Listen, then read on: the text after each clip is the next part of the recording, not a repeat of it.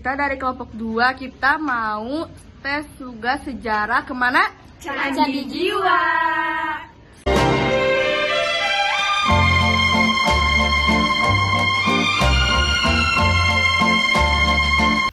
Oke guys, sekarang kita udah sampai di Candi Blandongan. Yeay.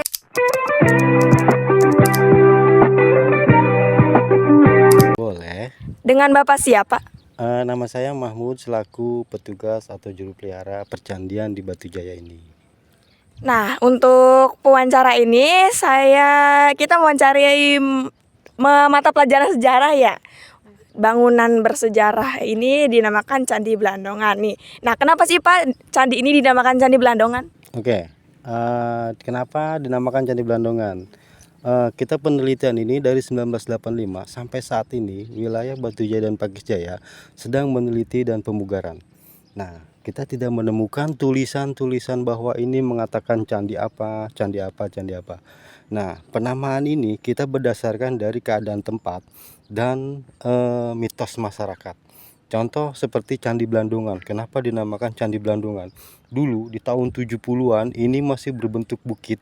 Ya, berbentuk bukit dan masyarakat sini nyebutnya unur atau lemah duhur, yaitu tanah-tanah tinggi ya. Di atasnya ada gubuk kecil. Nah, itulah yang dinamakan Blandongan, gubuk kecil ini. Tempat istirahat petani. Jadi petani itu kalau istirahat ngajak temennya nih istirahat yuk ke unur, ada Blandongannya. Nah, sampai saat itulah dinamakan Unur Blandongan, dan setelah digali diteliti bahwa ini candi dinamakan Candi Blandongan. Tetapi kalau nama penelitian ini situs Segaran 5 karena yang kelima diteliti. Oke Pak. Siapa tokoh yang berpartisipasi atau mengusulkan pembangunan Candi Blandongan ini? Oke, yang berpartisipasi ya tentunya dari tokoh masyarakat sini ya, juga ikut campurnya pemerintah. Pemerintah tidak tahu karena kalau tidak ada laporan dari masyarakat, gitu kan. Nah, dari masyarakat sini melaporkan ke pemerintah, baru ada uji kelayakan atau uji tespit atau dieskavasi bahwa bentuk apa gunduk-gundukan tanah ini ada apa sih, gitu kan. Nah, kalau riwayat penelitiannya dulu di tahun 1984 waktu itu dari Fakultas UI jurusan arkeologi, mereka sedang meneliti di daerah Cibuaya. Tahu nggak Cibuaya? Tahu. Ya, mungkin ada yang tahu ya. Nah, di Cibuaya ini mendapatkan 6 titik sebaran situs ya. Yang terkenal itu situs Lanang dan situs Wadon ya. Si peneliti ini mendapat informasi bahwa di Batu Jaya juga banyak gundukan tanah seperti yang ada di Cibuaya. Nah, mereka survei kemari ya. Ternyata di sini benar banyak sekali gundukan tanah dan besar-besar. Nah, selang 1 tahun di 1985 barulah diekskavasi gundukan tanah ini. Ternyata pas digali itu ada indikasi sebuah bangunan. Nah, berlanjutlah bangunannya, bangunan apa nih? Karena candi ini terbuat dari bata. Yang kita tahu candi kan di Borobudur terbuat dari batu andesit ya. Nah, itu ternyata dari bata ini candi di sini tuh lebih tua daripada di candi di Borobudur. Karena di sini ini pas dites dengan carbon dating itu menunjukkan di abad kelima. Nah, kalau Borobudur di abad 7 masa Silendra. Kalau ini kan di abad kelima masa Tarumanegara. Tapi di sini bukan pusat kerajaan, pusat peribadahan mereka. Nah, itulah berkembang penelitian sampai saat ini. Peneliti itu masih meneliti kawasan Batu Jaya. Mereka sudah mendapatkan 62 titik sebaran, yaitu berupa percandian, terus hamparan artefak dan batu menhir, perahu kuno, sumur kuno, dan lain sebagainya. Di mana letak spesifik Candi Jiwa ini? Oke, letak spesifiknya ya. Nenek moyang kita ini sangat jenius ya, sangat pintar sekali. Mereka mendirikan sebuah candi ini yaitu dekat dengan laut. Ya, kalau kita tarik ke sana itu paling ada 5 km laut ya. Kalau ditarik ke sana 2 kilo itu ada Sungai Citarum. Nah, kita tahu transportasi dulu itu menggunakan apa? Ya, dulu nggak ada mobil zaman kerajaan, pakai perahu ya. Biasanya tuh sama binatang ya, sama hewan ya. Biasanya sapi, kuda gitu kan ya. Nah, mereka transportasinya menggunakan jalur air. Nah, mereka dekat dengan laut untuk eh, ke apa? Ke dunia ya. Karena di sini kan ini banyak pendatang dari India. Ya, dari India. Terus juga ada Sungai Citarum. Nah, itu untuk transportasinya. Nah, letaknya di tengah-tengah sawah ya. Di tengah-tengah sawah, yaitu di Dusun Sumurjaya, Desa Segaran, Kecamatan Batujaya, Kabupaten Kerawang, Provinsi Jawa Barat. Kapan awal candi ini dibangun dan berapa lama proses pembangunannya? Oke, percandian ini dibangun kalau untuk Candi Blandongan ya, bukan Candi Jiwa. Kalau Candi Jiwa itu tahun 96, selesai tahun 2000. Nah, ini di tahun 2000 ya, pemugaran sampai penggalian ya, itu selesai 2010. Nah, untuk pembangunan candinya aja ya, itu memerlukan waktu 10 tahun. 10 tahun. Karena kita ini penggalian candi ini bukan sembarang digali ya. Itu ada metode khusus untuk arkeologi ya. Ada metode-metodenya, dan pemugaran juga kan ada metodenya juga. Nah, belum mangkokan, pembuatan drainase ya, terus juga taman. Nah, ini untuk candinya 10 tahun. Nah, untuk tamannya ini sekitar 3 tahun. Karena anggaran pemerintah itu tidak sekaligus, bertahap. Apa yang melatar belakangi dibangunnya Candi Blandongan ini?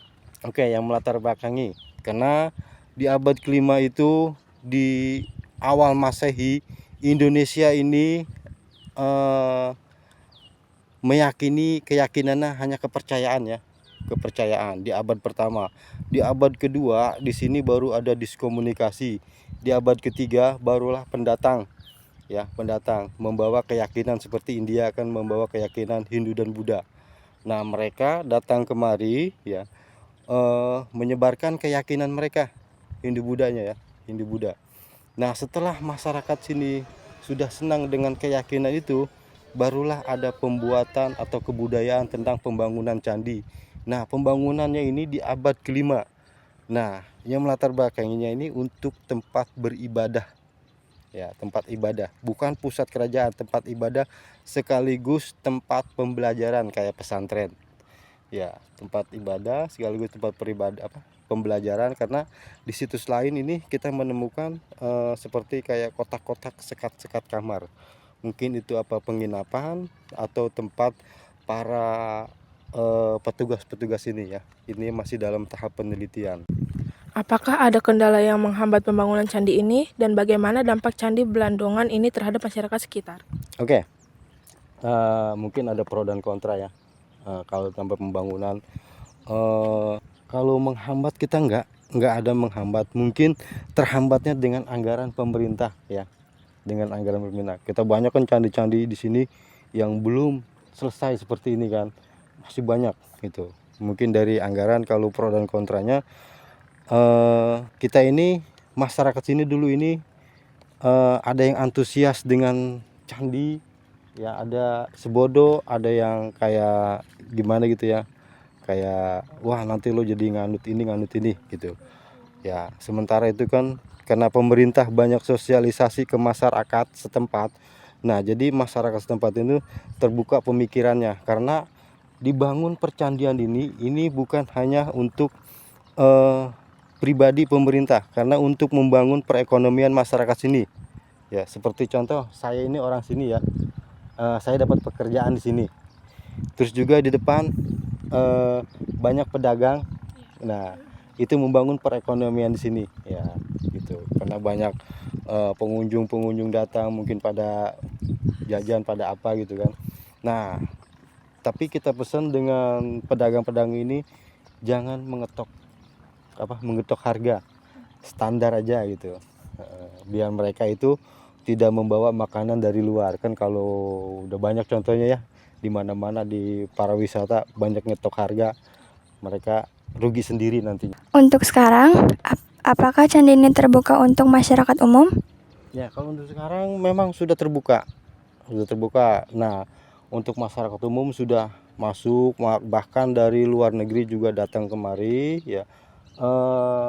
Tetapi kalau untuk dibuka para wisata, kita belum diresmikan untuk dibuka wisata ya. Karena pemerintah ini belum merencanakan master plan-nya ini seperti apa ya. Kayak sekarang kan pintu masuk masih acak-acakan ya. Terus juga sarana dan prasarana belum ada. Nah, penunjang ini belum ada. Tapi kalau masyarakat datang kemari, kita buka. Oke, terima kasih Bapak Mahmud. karena sudah memberikan informasi mengenai Candi Blandongan ini. Kami merasa terbantu sekali untuk tugas kami dan juga kita mendapat informasi baru mengenai Candi Blandongan yang berada di Karawang ini ya, salah satunya. Oke, kami ucapkan terima kasih kepada Bapak Mahmud. Kami izin tutup wawancara ini. Kami pamit. Wassalamualaikum warahmatullahi wabarakatuh.